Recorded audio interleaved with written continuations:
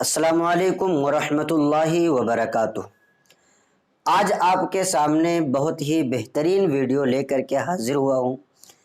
کہ کون کون سے ایسے مواقع ہیں، کون کون سی ایسی صورتیں ہیں جس میں جھوٹ بولنا جائز ہے۔ حالانکہ جھوٹ کے بارے میں آپ سبھی کو معلوم ہے کہ جھوٹ بولنا گناہ کبیرہ ہے۔ اللہ تبارک و تعالیٰ نے کلام پاک میں بھی جھوٹوں پر لعنت فرمائی۔ اللہ ارشاد فرماتا ہے لعنت اللہ علی الکاذبین، کہ جھوٹوں پر اللہ کی لعنت ہے۔ اور نبی کریم صلی اللہ تعالیٰ علیہ وسلم نے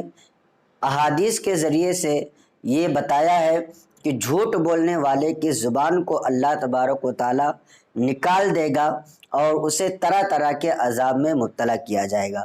لیکن کچھ مواقع ایسے ہیں جن میں سے 6 موقع میں آپ کے سامنے پیش کروں گا کہ جس میں جھوٹ بولنا جائز ہے۔ پہلا موقع یہ ہے کہ جب انسان جنگ کے میدان میں ہو تو سامنے والے کو دھوکہ دینے کے لیے، فریب دینے کے لیے جھوٹ بولنا جائز ہے۔ جیسے کہ جو مد مقابل ہے اسے یہ کہہ دے کہ پیچھے سے بہت بڑی آگ آ رہی ہے، یا تمہاری زین صحیح نہیں ہے، یا اسی طریقے سے تمہیں پیر اپنے گھوڑے پر رکھنا نہیں آتا ہے۔ جس طریقے سے بھی اسے دوسرے کام میں مصروف کیا جا سکتا ہو اسے مصروف کر دیا جائے جھوٹ بول کر، اور پھر اس سے مقابلہ کیا جائے اور اس کا کام تمام کر دیا جائے۔ اسی طریقے سے دوسرا مرحلہ اور دوسرا موقع یہ ہے کہ ظالم جب ظلم کرے، آپ کو معلوم ہے کہ ایک انسان ہے اور کسی کو مارنے کے لیے پوری طرح سے تیار ہے، یا آپ ہی کے اوپر کوئی اس طریقے سے حملہ کرنے والا ہے، ایسا آپ کو لگتا ہے کہ اگر میں یہاں پر جھوٹ نہیں بولوں گا تو یہ میری جان لے لے گا، تو چاہے آپ کے اوپر ظلم ہو یا کسی اور دوسرے کے اوپر ظلم ہو تو آپ اس ظلم سے بچنے کے لیے جھوٹ بول سکتے ہیں۔ آپ سے کوئی پوچھ رہا ہے کہ فلاں شخص کہاں ہے تو آپ بول سکتے ہیں کہ مجھے نہیں معلوم، اگرچہ آپ کو معلوم ہے لیکن پھر بھی آپ اس کی جان بچانے کے لیے یہ بول سکتے ہیں کہ مجھے نہیں معلوم۔ تیسرا موقع یہ ہے کہ کسی کی امانت آپ کے پاس ہو یا دوسرے کے پاس ہو اور کوئی ظالم اس امانت کو چھیننا چاہتا ہے اور آپ کو معلوم ہے اور وہ پوچھ بھی رہا ہے کہ امانت کہاں پر رکھی ہے، تو آپ کہہ سکتے ہیں کہ مجھے نہیں معلوم ہے، اس لیے کہ امانت میں خیانت کرنا یہ بہت بڑی غلطی ہے۔ اور ایسے موقع پر کہ ایک شخص کا مال جو کہ امانت کے طور پر رکھا گیا ہے ظالم لے کر کے چلا جائے گا تو اس بات کی رخصت دی جاتی کہ وہاں جھوٹ بول کر کے چلا جائے کہ ہمیں نہیں معلوم ہے۔ اسی طریقے سے چوتھا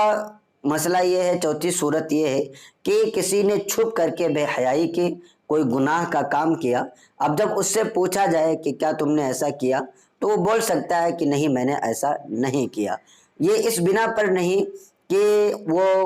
کرنے کی وجہ سے جھوٹ بولنا جائز ہو گیا، بلکہ یہاں پر مسئلہ ایسا ہے کہ جب انسان گناہ کرتا ہے اور پھر اس کو ظاہر کرے تو گناہ کو ظاہر کرنا بھی ایک دوسرا گناہ ہوتا ہے،